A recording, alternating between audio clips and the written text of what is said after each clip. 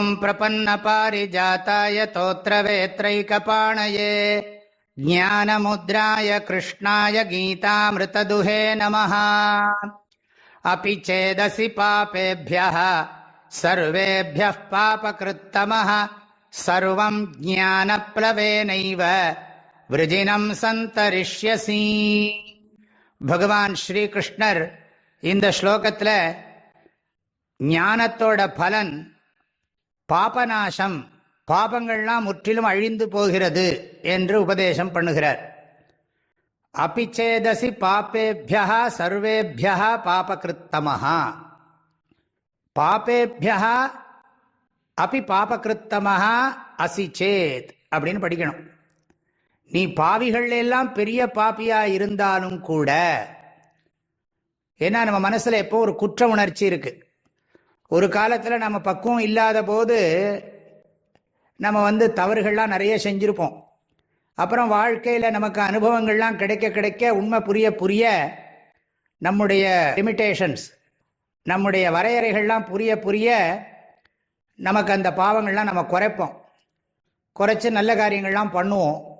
ஆனால் முன்பு நாம் அப்படி தவறு செஞ்சிட்டோமேங்கிற அந்த குற்ற உணர்ச்சி நம்மக்கிட்ட எப்பவும் இருந்துருக்கும். சில பேருக்கு அது இருக்கிறது தெரியாது, சில சமயம் அது வெளிப்படும். தர்மசாஸ்திரத்தை படிக்கிற போது இதெல்லாம் பாபம் இதெல்லாம் புண்ணியம்னு தெரிஞ்சிருப்போம். பாவத்தை தவிர்த்து புண்ணியம் பண்ணியிருப்போம். இருந்தாலும் அந்த குற்ற உணர்ச்சி போகாது. ஏன்னா 100க்கு 100 ஒருத்தன் புண்ணியசாலியாகவும் இருக்க முடியாது, 100க்கு 100 பாப்பியாகவும் இருக்க முடியாது. தத்துவ ஞானத்தை படிக்கிற போது தெரியும், ஆத்மா புண்ணிய பாபத்தை கடந்தது. முதல்ல நம்ம புண்ணிய பாபத்துக்கு கட்டுப்படணும்னு சொல்கிறோம். அப்புறம் தத்துவ ஞானம் என்ன சொல்லுகிறதுன்னு கேட்டால், ஆத்மா புண்ணிய பாபத்தை கடந்தது, ஆத்மா அகர்த்தா அபோக்தா அப்படின்லாம் படிக்கிறதுனால பாபேபியா பாபகிருத்தமாக, பாவம் பண்ணினவன்லாம் பயங்கரமான பாவம் பண்ணியிருக்கிறது. கொலை, களவு, கள், காமம், சூதுன்னு சொல்கிறோம் இல்லையா, பஞ்ச மகாபாதகம், அதெல்லாம் பண்ணியிருந்தா கூட சர்வம் பாபம் விருஜினம்னு வருகிறது. இதுல விருஜினம்ங்கிறதுக்கு பாபம்னு அர்த்தம். சர்வம் விருஜினம், அந்த அத்தனை பாபங்களும் ஞானப்ளவேனையேவ சந்தரிஷ்யசி, ஞானமாகிய தெப்பத்தால் கடந்து விடுவாய். நம்ம பண்ணியிருக்கிற பாவம்லாம் எண்ணி தொலையாதுன்னு சொல்லுவார்கள். பாவம் பண்ணியிருக்கிறது கடல் மாதிரி இருக்கு. பாபத்தோட பலன் துன்பம். அது என்ன பண்ணும்னா நம்ம துக்கப்படுத்துமே. ஆகையினால எப்படி ஒரு தெப்பத்தை வச்சு கொண்டு ஒரு படகை வைத்து கொண்டு நாம் கடக்கிறோமோ, அது மாதிரி நம்ம செய்த பாபத்திலிருந்தெல்லாம் நாம் விடுபட்டுடுவோம். ஞானப்ளவம், ஞானமாகிய தெப்பத்தால் பாபம் என்கின்ற கடலை நன்றாக கடந்து விடுவாய். ஞானமாகிய தெப்பத்தினாலேயே கடந்து விடுவாய் அப்படின்னு பகவான் உபதேசம் பண்றார். ஆக குற்ற உணர்ச்சி போயிடணும். வேதத்திலே ஒரு மந்திரம் வருகிறது, கிமஹகும் சாதுனா கரவம் கிமஹம் பாபமகரவமிதி சயஏவம் வித்வானேதே ஆத்மானக் ஸ்ப்ருணுதே உபேஹ்யே வைஷயேதே ஆத்மானக் ஸ்ப்ருணுதேன்னு வேத மந்திரம் தைத்திரிய உபனிஷத்துல பிரம்மானந்தவல்லியில கடைசியில படிக்கிறோம். நான் ஏன் பாவத்தை செய்தேன், நான் ஏன் புண்ணியம் செய்யாமல் போனேன் அப்படின்னு 2 விதமான துன்பம் மனசுக்குள்ள இருக்கும். அது ரெண்டும் போகிறதாம். கிமஹம் சாதுனா கரவம், நான் ஏன் புண்ணியத்தை செய்யாமல் போனேன்.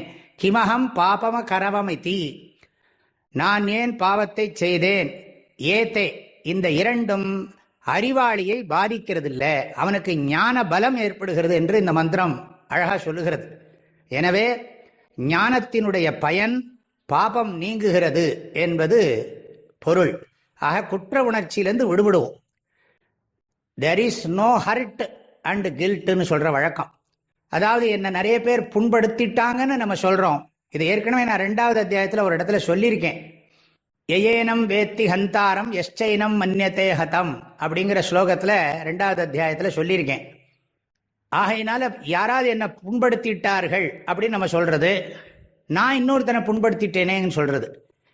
நான் ஹர்ட் ஆயிட்டேன், நான் இன்னொருத்தருக்கு கஷ்டம் கொடுத்துட்டேங்கிற கில்ட்டு. இந்த ஹர்ட்டு கில்ட்டு ரெண்டுமே இந்த செல்ஃப் நாலேஜ் இல்லாட்டி இந்த ப்ராப்பர் விஸ்டம், இது வந்த உடனே போய்விடுகிறது. இதெல்லாம் ஒரு காம்ப்ளெக்ஸ். அதனால நம்ம மனசாந்தி போயிடுறது. அது ஞானமானது இதை தீர்த்து வைக்கிறது. ஆனால் அதுக்கப்புறம் தப்பு பண்ணுவான்னு அர்த்தம் கிடையாது. ஒருவேளை அதெல்லாம் உணர்ச்சி இருந்ததுன்னா அதுலேருந்து விடுபடுறதுங்கிற அர்த்தம்.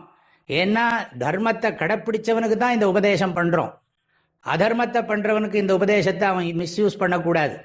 அதுதான் இந்த ஸ்லோகத்தினுடைய சாரம், விஷயம். அபி சேதசி பாபேப்யஹ சர்வேப்யஹ பாபகிருத்தமஹ சர்வம் ஞானப்ளவேனைவ விருஜினம் சந்தரிஷ்யசி. எல்லோருக்கும் பரிபூர்ணமான ஆசீர்வாதங்கள், மனமார்ந்த நல்வாழ்த்துக்கள். ஹரி ஓம். ஓம்